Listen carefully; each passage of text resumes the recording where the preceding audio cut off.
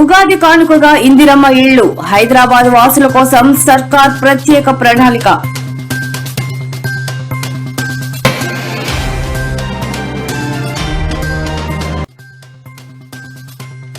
విద్యార్థులకు మంత్రి Ponnam good news.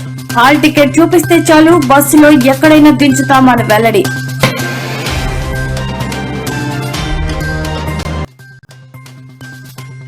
దివ్యాంగులకు ఉచిత బస్సు ప్రయాణం. ఏపీ కేబినెట్ సమావేశంలో కీలక నిర్ణయం.